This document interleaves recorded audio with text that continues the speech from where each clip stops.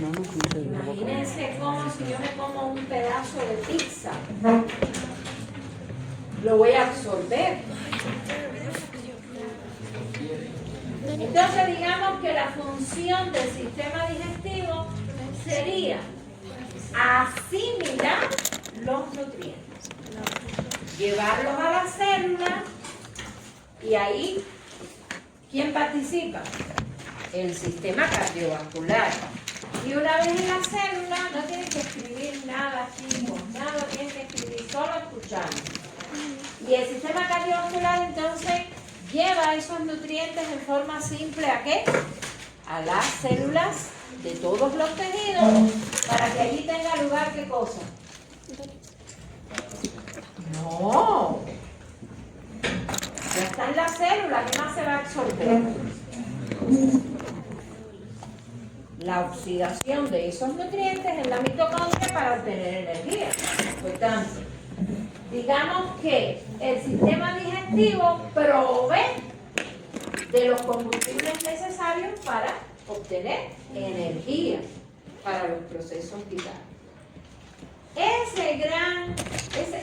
Esa gran ración alimentaria que yo me sirvo, que puede ser combinación de diferentes tipos de alimentos, porque no es lo mismo alimentos que nutrientes, en el sistema digestivo, primero se mastican, se convierten en bolo alimenticio, avanzan por todo el tracto gastrointestinal, se van transformando, ya no es bolo alimenticio, en el estómago se convierte en quimo, ya después ese quimo avanza por todo lo que es intestino delgado y grueso y está sometido ¿a qué? A transformaciones. Por tanto, el alimento se va a transformar en nutrientes.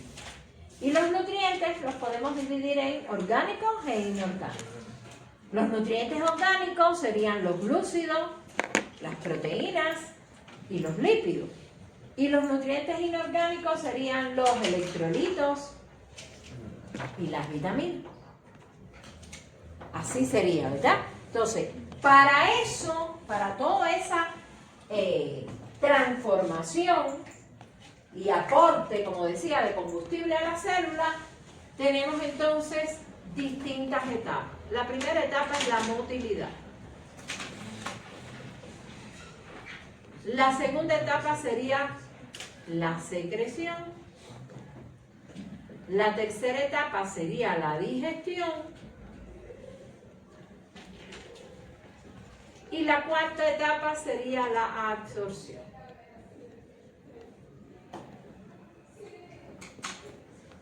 La motilidad se refiere a que si ese contenido no avanza, no se mueve, tampoco se podría mezclar con la secreción y mucho menos se pudiera digerir. Entonces, la motilidad y la secreción de estas etapas son las que se regulan. Esta etapa es una etapa totalmente bioquímica. Y esta es una etapa que corresponde a la fisiología celular. Esto es transporte, no es otra cosa. ¿Sí o no?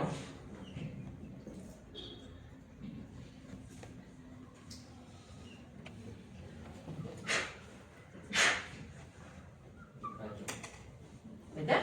Entonces, hoy nosotros nos vamos a dedicar a esto. Y mañana nos vamos a dedicar a estas tres, que no las podemos separar. Porque aquí está el paquete de enzimas que digiere y que convierte sustratos en productos. Y esto, básicamente ya ustedes lo saben, que son los mecanismos de transporte activo. Por ejemplo, ¿cómo se transporta la glucosa? Transporte activo, secundario, cotransporte sodio-glucosa, cotransporte sodio-aminoácido. Entonces, solamente lo gordo, lo grueso sería esto y esto, porque esto lo vamos a recortar. Porque ya ustedes lo saben, pero lo vamos a recortar. ¿Bien? El tubo digestivo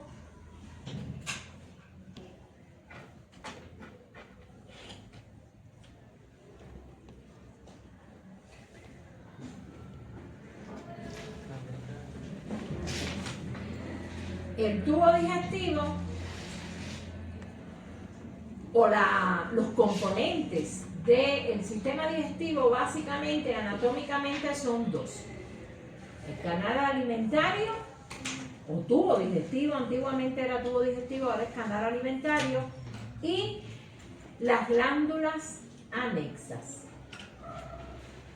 Si tenemos glándulas anexas es porque también tenemos glándulas intrínsecas, ¿verdad? Bien.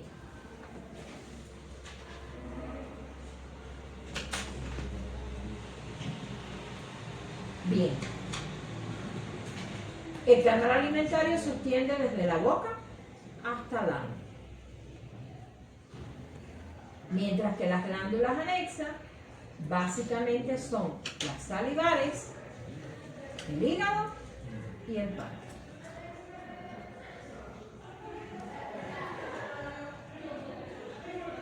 De estas glándulas anexas, enzimas como tal, aunque también hay muchos otros componentes que no son enzimas. Discúlpenme que estoy sentada, pero estoy esperando que me van a mandar un código, un correo, y me están haciendo un trámite y necesito dar ese código. Enseguida me pongo de pie. Bien, entonces, y como bueno, yo no soy como ustedes que con el teléfono en la mano hacen pininos, tengo que estar muy concentrada. Bien, las glándulas salivares básicamente producen enzimas amilolíticas, pero eso lo vamos a ver mañana, es solamente para dar una introducción. El hígado, no enzimas, pero sí bilis, y vamos a ver que sin bilis no hay digestión de las grasas. Y páncreas, digamos que el páncreas ofrece casi que el 75% de toda la digestión. Sin secreción pancreática no hay digestión. Bueno, ahí estamos viendo las glándulas salivares mayores, porque dispersas en la cavidad bucal, en los pilares amigdalinos, en la faringe, en el paladar, hay glándulas salivares pequeñitas, pero que la cantidad de secreción de saliva es insuficiente. Hígado y páncreas. Recordad que estas dos son glándulas ¿de qué tipo? Glándulas mixtas. Por tanto, el componente endocrino ya lo estudiamos. Nosotros no estudiamos mucho al hígado como glándula endocrina, aunque el hígado se considera también una glándula endocrina. Estudiamos solamente, creo que fue la transformación del factor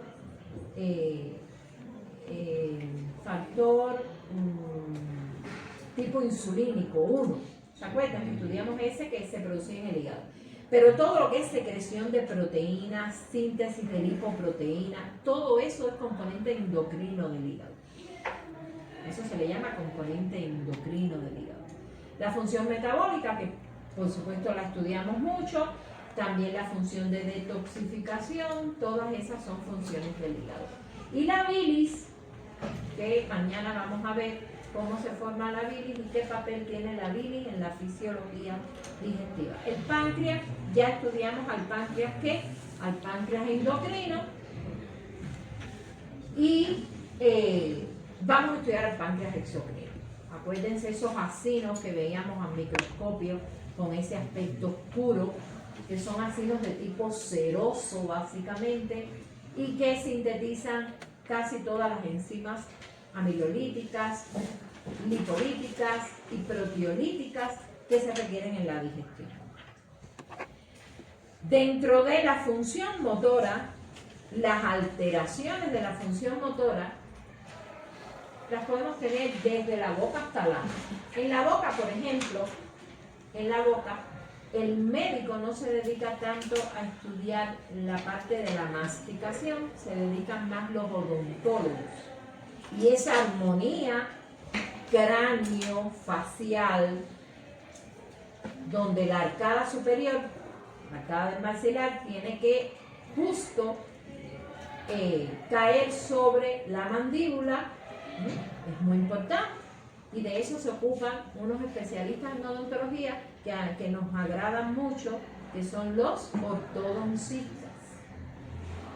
Porque no solo hay que tener aparaticos para tener buena imagen, sino para poder masticar adecuadamente.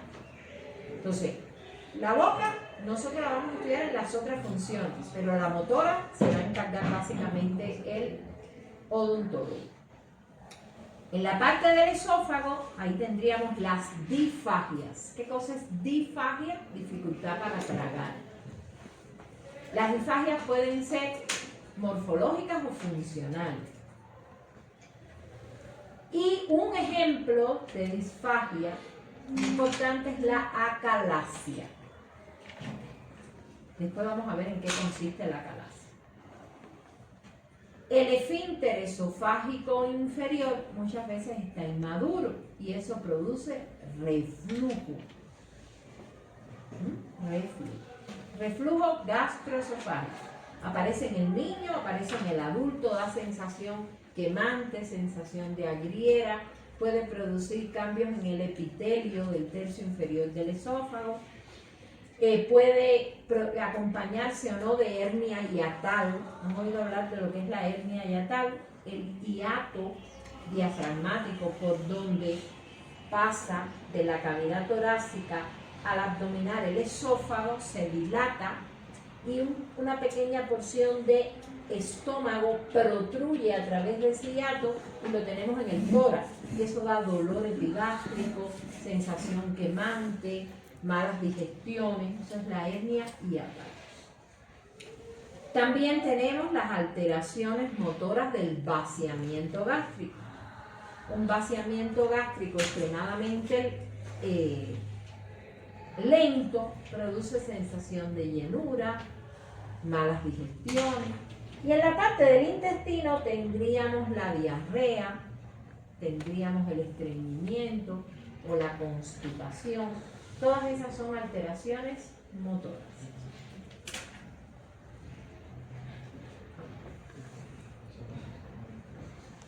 Diarrea. Bueno, la diarrea puede tener múltiples causas, ¿verdad? Puede ser infecciosa, virus, bacterias, parásitos. Pueden producir inflamación de la mucosa intestinal. La liberación de toda una serie de mediadores va a generar ósmosis, atracción de líquido hacia la luz intestinal y esa cantidad de líquido acumulada distiende a la pared y produce diarrea.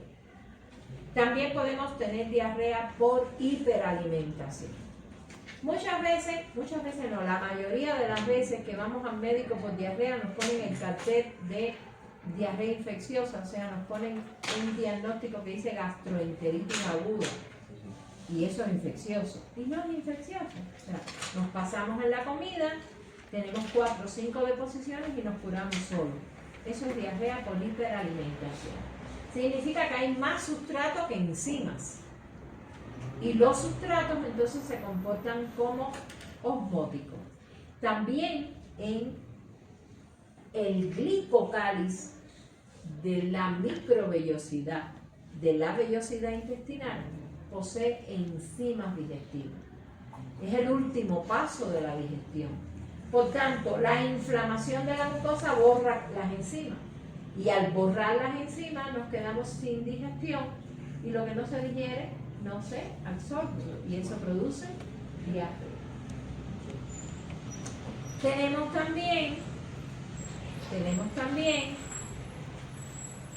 alteración del balance que produce el simpático y el parasimpático, es decir, el autónomo, sobre la motilidad intestinal, y a veces los nervios nos dan diarrea y otras veces lo que nos produce es constipación.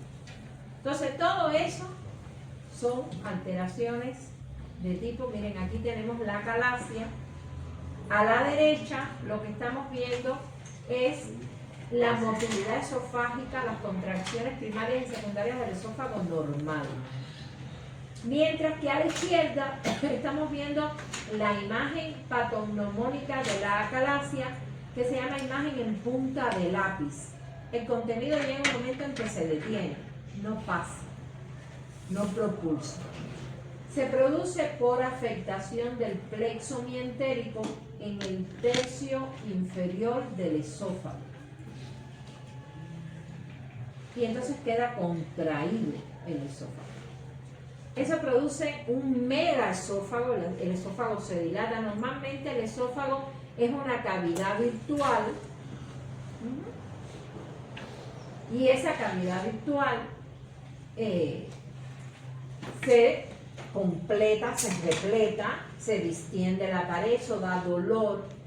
El alimento que no puede avanzar se digiere y se pudre dentro del esófago y da vómitos putrefactos. O sea, la calasia es bien complicada.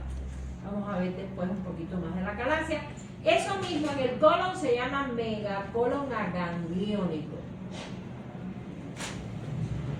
O sea, básicamente hay una lesión en el plexo mientérico, en una zona del colon, donde el contenido no avanza más. Quiere decir que la propulsión, los movimientos intestinales dependen del plexo. Y si el plexo se afecta,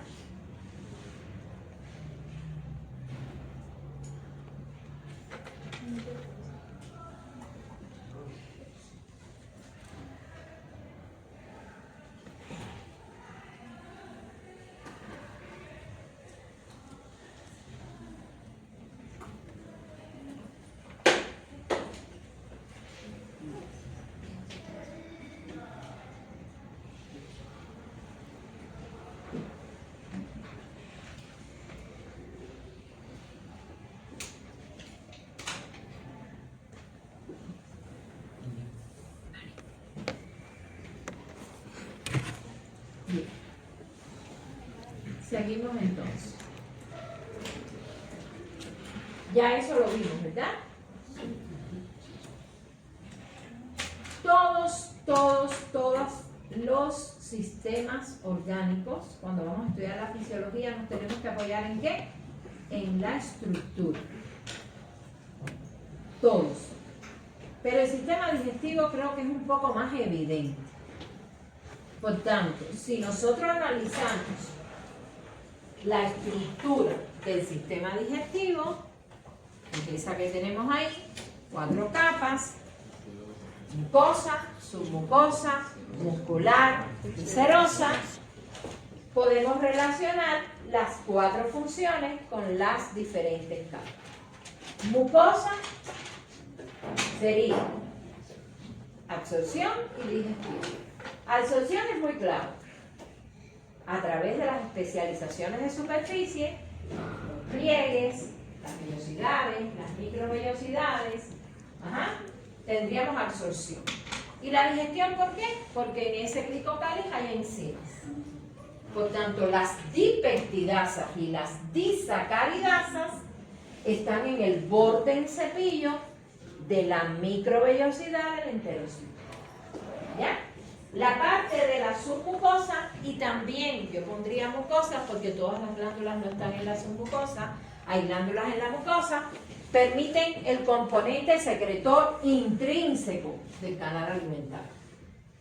Recuerden las glándulas mucoides del esófago, aquellas tubulares, rectas, ¿verdad? Tenemos las glándulas del estómago, glándulas cilíndricas, glándulas con mucha celularidad de la mucosa que llegaban a la submucosa profunda, ese epitelio secretor del estómago. Teníamos también glándulas de Brunner. O sea, todas las glándulas. Una pregunta, ¿no es cierto que la submucosa absorbe los nutrientes? ¿Ella ya se queda con los nutrientes para su propio funcionamiento o manda todo a...? No. La absorción de los nutrientes que se produce desde la mucosa, una parte, con la irrigación pasa a la submucosa, pero con la irrigación sanguínea. Y otra va por los vasos sanguíneos se incorpora al sistema cardiovascular y acuérdense que todo lo que se absorbe en el tubo digestivo, ¿a dónde va? Primero que todo, ¿a dónde va? ¿Pero a qué sangre? ¿A la sangre de qué? De la vena porta. Todo lo que se recoge va a la vena porta, de ahí va al hígado, se detoxifica y se reparte. Bien, del tubo digestivo todo se recoge al hígado y de ahí se reparten todos los nutrientes. ¿Ok? Bien.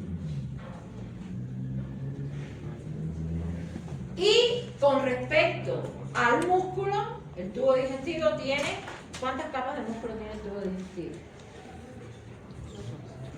En la mayor parte de las estructuras, o sea, de los segmentos, tiene dos.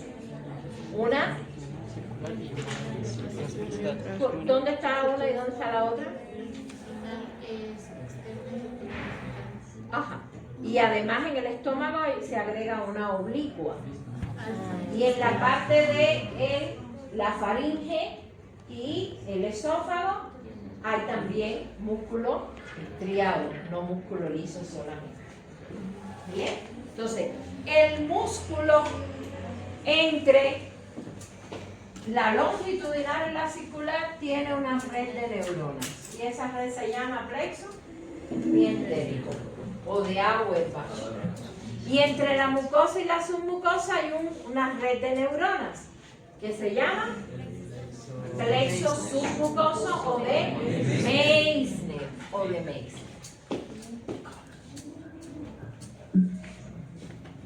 Y bueno, en la serosa, ¿qué cosa es la serosa?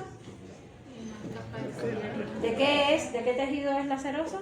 Conectivo. Epitelial. La serosa es tejido epitelial. Epitelio.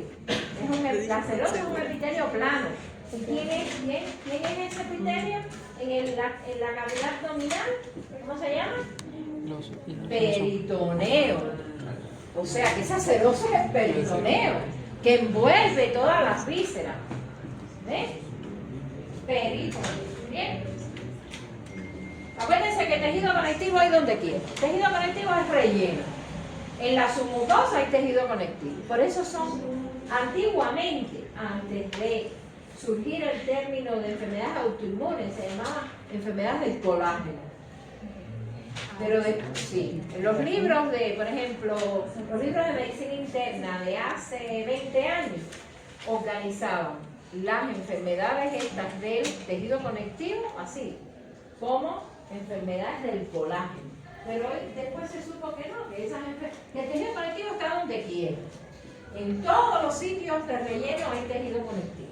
Y por lo tanto hay muchas variedades de tejido conectivo. No es un tejido, o sea, el tejido conectivo es un tejido básico, pero de ahí se deriva el tejido conectivo general, los especiales, ahí está el hematopoyético, ahí está el hueso, ahí está el cartílago, ahí está el tejido adiposo, todo. Bien, por tanto, de la mucosa a la submucosa hay una lámina propia del tejido conectivo. Pero ahí también hay tejido epitelial porque hay tejido glandular. Acuérdense que el tejido epitelial tiene dos variedades de revestimiento y de glándulas. Bien, es importante que sepamos que el músculo que está en el tracto gastrointestinal es liso, básicamente. Y por tanto, para comprender cómo se mueve, lo primero que tenemos que entender es la fisiología de la contracción del músculo liso. Tenemos dos variedades de tejido liso. Tenemos el visceral y el multiunitario. ¿Verdad? Este multiunitario está en los lugares específicos. Ya me están diciendo que a las 11 tengo una reunión. Entonces vamos a donde acabemos y después continuamos mañana. Entonces, este multiunitario está en un lugar muy preciso. ¿Quiénes tienen multiunitario? Por ejemplo, el iris. El iris es multiunitario. El visceral es el de capas grandes, por tanto el tubo digestivo es visceral. Bien. Esta capa de músculo liso, su inervación termina en varicosidades y ahí lo mismo se liberan hormonas que se produce la conducción de impulsos nerviosos. Esta inervación es autonómica, ¿verdad? Sistema nervioso simpático y parasimpático. Entonces, ¿cuáles son los estímulos que pueden provocar la contracción del músculo liso a diferencia del esquelético? El esquelético solo es nervioso. Si no llega a un potencial de acción muscular que se transmite por toda la fibra y que entra a los túbulos T y hace que se libere el calcio del redículo, no hay contracción. Por eso cuando yo de nervo corto un nervio que va a un músculo esquelético, se atrofia, porque no funciona. Ahora, en el músculo liso no es así. El músculo liso puede responder al sistema nervioso autónomo, puede responder a hormonas. Y lo que es más interesante todavía es que responde a los estímulos mecánicos. Por tanto, si la pared del músculo se distiende, se contrae. Por eso es que el ginecobstetra le dice a la mujer, estimúlate para que venga la contracción. Porque el tacto sobre el útero genera contracción. Bien, entonces eso es muy importante. Eso quiere decir que la persona encamada tiene una motilidad gastrointestinal disminuida. Y la persona que hace actividad física tiene un hábito intestinal normal, defeca todos los días. ¿Por qué? Porque es una persona activa. Ajá. Por ejemplo, abrir el abdomen y trabajar ahí con las asas intestinales puede provocar como complicación ilio paralítico. El ilio paralítico es una complicación de la cirugía abierta. ¿Por qué? Porque el músculo liso es sensible a los estímulos mecánicos. Y lo mismo, aumenta mucho su actividad, que se paraliza. Se llama ilio paralítico. Ajá. Bien. Entonces, viejito encamado, ¿cómo tendrá su hábito intestinal? Será muy constipado. Y él le va a preguntar. Y usted le va a tener que explicar. Porque uno de los estímulos que favorece la actividad motora es justamente el estímulo mecánico. Aquí yo les voy a dejar unas cuantas diapositivas que explican muchas cosas del músculo liso que ya se nos olvidó. Porque el músculo liso se estudió ¿dónde? En la fisio 1. Acuérdense que el comportamiento de esta función digestiva es la misma que en las vías biliares, es la misma que en las vías ginecológicas, es la misma que en las vías reproductivas, es la misma que en las vías urinarias. Porque todo eso es músculo liso. Entonces, ¿será el músculo liso un tejido excitable? ¿Sí? ¿Cuáles son los tejidos excitables? Músculo y nervio. Sí, tejido muscular, tejido nervioso. Y el tejido muscular tiene tres variedades: esquelético, cardíaco y liso. Por tanto, el liso es un tejido excitable. Por tanto, ¿habrá potencial de acción en el músculo liso? Sí. La respuesta es sí. Acuérdense que el concepto de tejido excitable es aquel tejido que en las membranas de sus células tiene canales de sodio activados por voltaje. Esa es la única diferencia. En el epitelio, en las células grasas, ahí solo hay PMR. Ahí no hay actividad intrínseca de excitabilidad. Entonces, ¿cómo es el potencial de membrana en reposo en el músculo liso? ¿Es diferente al tejido muscular esquelético? Sí. Primero, es variable, es ondulante. Su magnitud está entre menos 50 y menos 60 milivoltios. El PMR describe ondas lentas. ¿Por qué? Porque siempre hay un cierto grado de excitación de ese músculo. Ese músculo nunca está totalmente en reposo. Por eso sube, baja, y el potencial de membrana en reposo es esto que tenemos aquí. Se llaman ondas lentas. En muchos sitios del músculo liso gastrointestinal hay grupos de células que se denominan células de Cajal y funcionan como marcapasos. Por tanto, su excitación que provoca en determinados momentos actividad excitante, excitatoria y contracción posterior. Y eso es lo que genera potenciales de acción tipo espigas. ¿Y por qué salen de arriba? Porque ese es el PMR. O sea, estamos viendo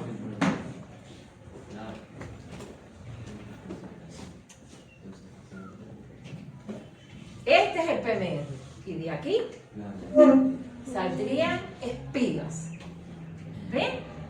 ¿Cuál es la diferencia entre? Porque tenemos dos tipos de potencial de acción en el músculo liso. Uno es el espiga y dos es el potencial tipo meseta. ¿Cuál es la diferencia? Bueno, el tipo de canal. En la meseta, el tipo de canal es un canal lento, sodio-calcio, lento. Entonces, se puede producir una meseta. ¿Esto que favorece? Mayor durabilidad de la contracción. Acuérdense que el proceso excitatorio precede a la contracción. Esto es lo que hace que yo pueda tener espasmos de determinados esfínteres, lo que puede llegar a producir dolor por la duración y la intensidad de esa contracción. Ajá. Entonces es importante saber que en cualquier momento se pueden producir estos espasmos y que se debe a la excitación sostenida por potenciales de tipo meseta. ¿Dónde más hay eso? En el músculo cardíaco, pero con determinadas particularidades. Entonces, esas son las llamadas ondas marcapasos. ¿Se llaman así? ¿Cuáles son? Las que generan potenciales en espiga. Y por supuesto, esos potenciales en espiga son potenciales de acción espontáneos. Bien. Vamos ahora a explicar cómo la distensión puede producir la propulsión. Y ahora sí vengo aquí. Ahí está puesto de forma que vertical, pero yo lo voy a poner de forma horizontal. Esto se está produciendo, estemos acostados, estemos de pie, estemos de cabeza. ¿Está claro? Entonces, momento cero. Momento cero sería la llegada del contenido que produce distensión. Ese es el momento cero. ¿Qué contenido? Bueno, si es en el esófago, es la deglución del bolo lo que produce la distensión. Si es a nivel del intestino delgado, sería una determinada porción de quimo que es vaciado del estómago al intestino. Bien, ese es el momento cero. En esta pared, ¿qué tenemos? Tenemos músculo. Y dentro de ese músculo hay neuronas. Esas neuronas se excitan y a través de la red neuronal, esta excitación produce de 2 a 3 centímetros por delante de la distensión una excitación. Y después de la excitación que vendría, la contracción. Por tanto, 2 o 3 centímetros antes de la distensión, en el momento 1, aparecería un anillo constrictor.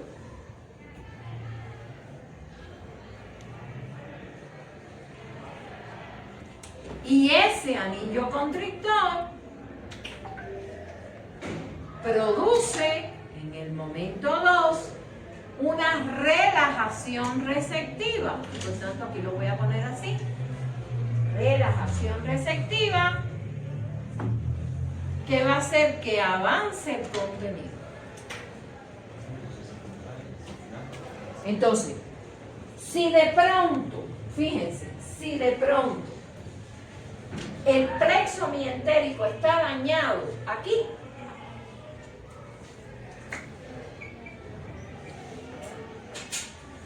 ¿dónde se queda el alimento? Por detrás del anillo constrictor. Hasta ahí llega. Por eso en la calasia hay una imagen en punta de lápiz, porque no avanza, porque lo que falla, ¿qué cosa es? La relajación receptiva. O sea que para que se produzca la distensión, el anillo constrictor por delante y la relajación receptiva, tiene que haber intacto el plexo mientérico. Entonces, la ausencia de plexo mientérico en una zona del intestino hace que el alimento se quede por detrás. ¿Está claro? Sí. Esto lo llamamos así, la ley del intestino. Se llama peristaltismo.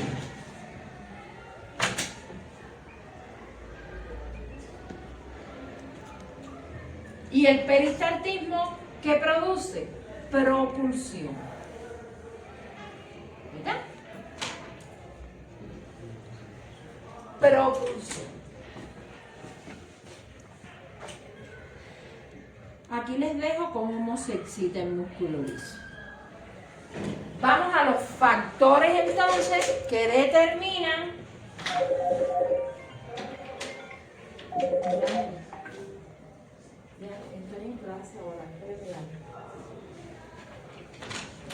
¿cuáles son los factores que regulan la actividad motora? Básicamente 3. Miógeno. Mio, músculo. Geno, origen. El propio músculo es un factor que desencadena la actividad motora. Neurógeno. ¿Quiénes participan aquí?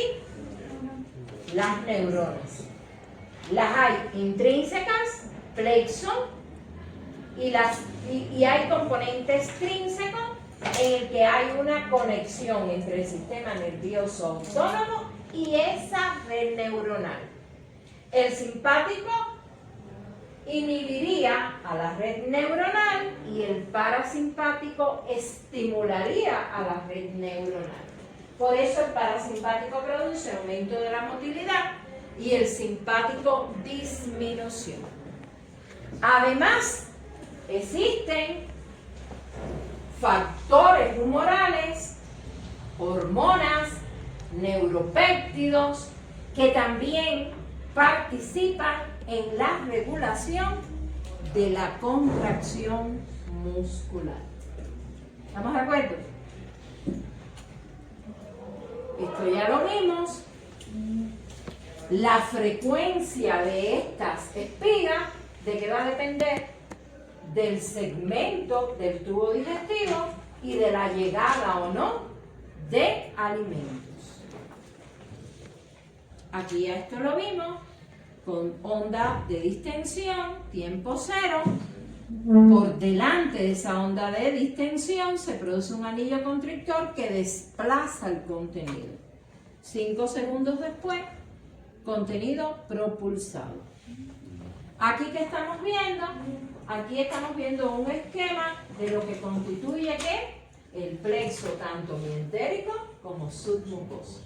La diferencia es que el mientérico está entre las capas de músculo y el submucoso está entre la mucosa y la submucosa. Este se encarga de controlar movimiento y este se encarga de controlar secreciones. Recuerden que además hay información aferente que llega al sistema nervioso, ¿verdad? Como parte de estos arcos reflejos viscerales, y que hay información que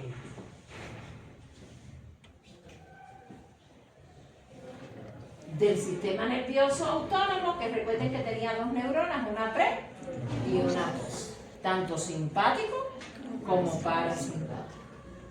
¿Alguna duda con eso? No, ¿verdad? Bien. ¿Qué hace el parasimpático entonces? Eso no se me puede olvidar. aumenta la motilidad, relaja los esfínteres, porque ¿qué cosa es un esfínter? Es una fibra muscular lisa que está organizada circularmente, por tanto, si se mueve el intestino y cuando llega al esfínter, el esfínter detiene el movimiento, no avanzamos. Entonces, el parasimpático estimula la motilidad y relaja los esfínteres. Además de que aumenta la secreción. Entonces, cuando se me llena la boca de agua, que tengo náuseas, no sé si alguna vez han tenido una sensación de vomitar, se llena la boca de una secreción salivar acuosa. ¿Ese quién es? El parasimpático. Por el contrario, el simpático,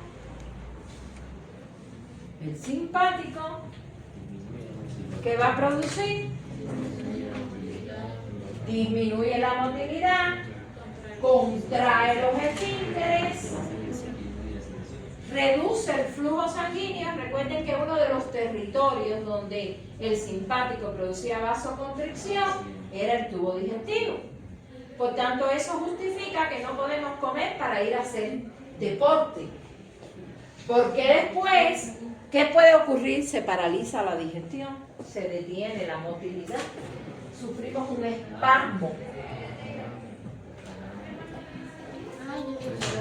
Y es el dolor que puede producir. Además de que disminuye ¿qué? La secreción. Entonces, por favor, Anaí, recordarme que acabé aquí para mañana empezar ahí mismo.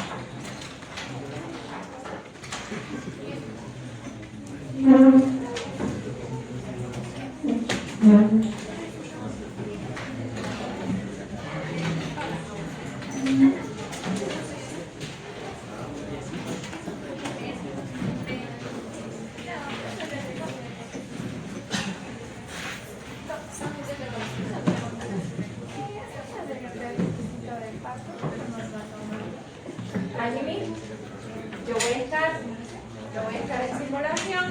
Primero les voy a tomar allí en el aula de simulación y después se van a dividir en varios grupos, para que puedan estar ahí más cerca del simulador. En lo que uno está, el otro se toma el prerequisito y viceversa.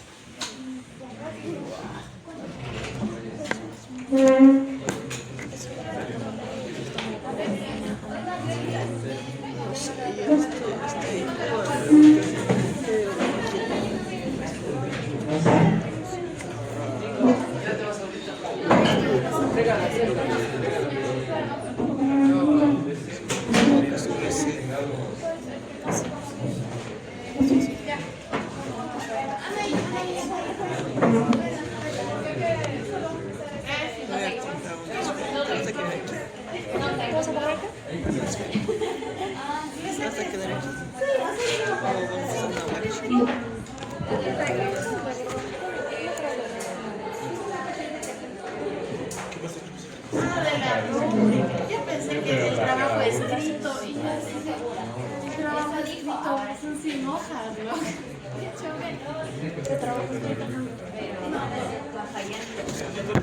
Pues ya, tenías que preguntar. Pero eso de la ciudad. No, pues una copia de mi trabajo. Por eso no entendía que estaba preguntando. Necesito. ¿Puedes desconectando mi chargercito, por favor? Gracias, Denise. Por cada quien, Gracias, Denisito.